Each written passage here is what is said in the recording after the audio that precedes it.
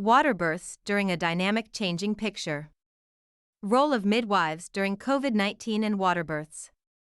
During these changing and challenging times, I have spent the last few months sharing information about the use of water for labor and birth.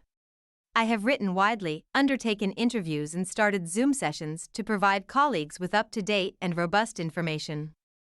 I wish to share this information in a blog which provides some background, latest information, and ways to support the use of water during these times.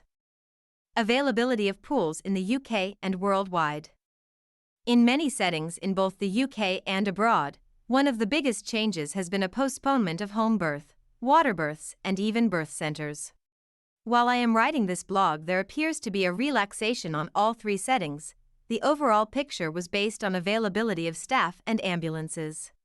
With regard to water births, Barbara Harper, in her Water Birth International paper, March 2020, wrote the feeling of theoretical risk or presumption of fear has led to many stopping the use of water for labor and birth. This dynamic situation is still developing and some fears remain. However, as more scientific, clinical, and practical evidence is published, the use of birthing pools has started to resume. I believe there is universal agreement that if the mother, although household members are not mentioned, who show symptoms, would be excluded from using a birthing pool.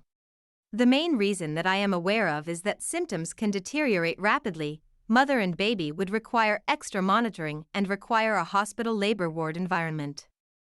Two main issues arise from the COVID-19 scenario. Firstly, the PPE required to protect mother, baby, birth companion, and staff. Secondly, a new development is the sticky blood thromboembolic condition. A group of professors and doctors working with patients who have COVID-19 have been discussing baffling observations from the front line, including this severe illness. This thromboembolic condition seems to be when patients have severe symptoms and does not appear to relate to inadequate hydration. I believe we should continue to follow standard guidelines and ongoing teaching via Zoom at present. That women should aim to drink minimum 500 ml isotonic drinks every hour to reduce dehydration when in a birthing pool. In 2018, the CQC, Care Quality Commission, stated that 20% women use water during labor, of which 10%, half, stay in and birth. It will be interesting to see if figures increase or decrease during this time. BPIAB and Personal Correspondence Forum colleagues seem to suggest that pool purchase has increased by as much as 25% compared to this time last year. There may be several reasons for this increase. Firstly, if pool rooms in labor ward have been redeployed and some birth centers closed, mothers have chosen to use their own pool to ensure access. Secondly, COVID-19 is a droplet infection. With the best evidence we have at present, it is not waterborne and thus does not appear to add any extra risk to mothers, babies, birth companions, or midwives. Water in the UK and USA is chlorinated, and this already aims to kill any virus in our tap water, Harper 2020. There may be COVID virus particles in feces, however, only one study has managed to culture COVID-19 from feces. If fecal matter contaminates the water, it should be removed, and if unable to clear the material, the mother should be encouraged to leave the water whilst it is emptied, cleaned, in line with manufacturer's instructions, then refilled. For asymptomatic mothers, this is not a reason to decline use of a pool. Finally, data which should be collected with regard to service changes, postponed home/water births, problems with staffing or ambulance services. It is important to capture mothers' and midwives' stories. The number of water births may have altered, most midwives reporting an increase, and can be compared to the same time last year, to see the impact COVID-19 has had on the use of water. Worldwide, the picture is very mixed. Some hospitals and birth centers have continued with their water birth services. In Personal Correspondence, some units have seen a decrease due to perceived fear of infection of mothers and babies. This was one reason to commence Zoom online sessions and to date have hosted over 100 colleagues from 12 different countries. How can we continue to support parents to use water during these unprecedented times? At home in labor or birth, many women already use showers or their own baths, which can provide some physical, psychological, and hormonal benefits for women. On a positive note, a shower can be directed to any muscle, ligament, or any part of a woman's body during early labor. Warm water will relax her and add a new dimension to supportive pain relief.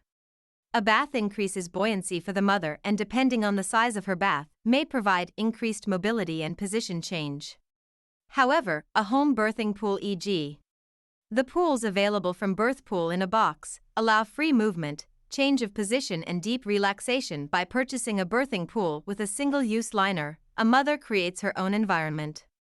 The benefits of using water have been well documented since the mid-1980s, with the most recent article from New Zealand, Maud and Kim, May 20, 20, continue to identify water immersion for labor and birth is a positive intervention that benefits women with uncomplicated pregnancies. During this pandemic of COVID-19, the issue of availability of pools is almost universally agreed that they can safely be offered to non-symptomatic women, with robust PPE and some changes to standard care. During my Zoom sessions, I highlight several issues which may have an impact on women's care in pools.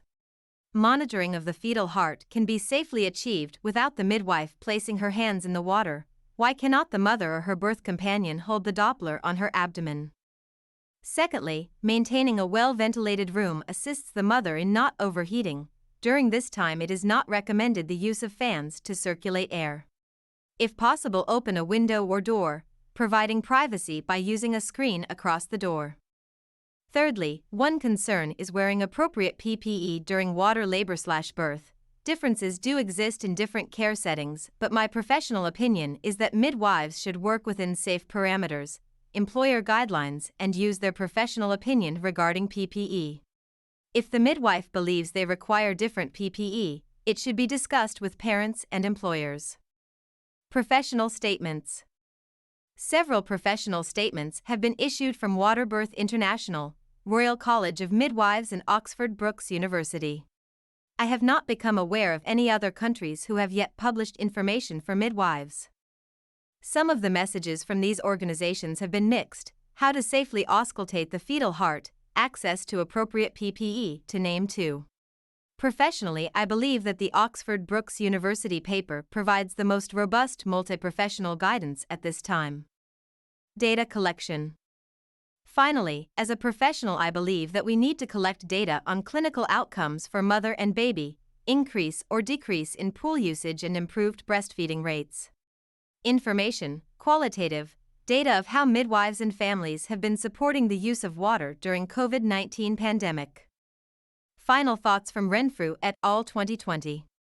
Practice environments have changed almost beyond recognition, especially in hospitals, and a heightened sense of urgency and even fear can, understandably, predominate.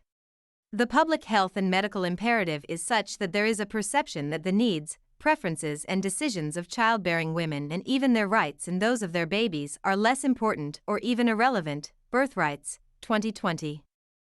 At such a time of rapidly changing priorities and heightened awareness of risk, and despite the overwhelming sense of crisis, a focus on evidence is essential to inform decision-making and to avoid harm. Making swift, if well-intentioned, changes without evidence of effectiveness may lead to unanticipated consequences which could seriously compromise the quality of care and outcomes.